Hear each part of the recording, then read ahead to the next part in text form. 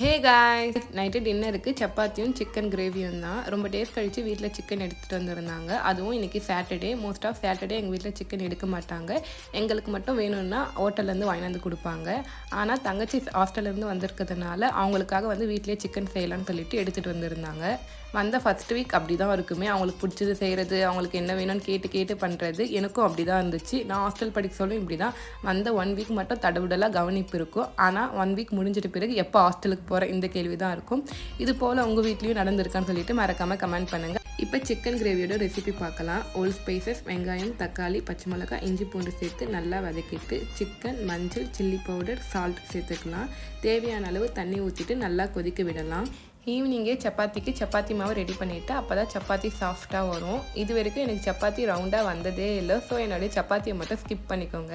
ஃபைனலாக சிக்கன் கிரேவியில் மிளகுத்தூள் போட்டு கேஸை ஆஃப் பண்ணிட்டேன். Chicken gravy ready.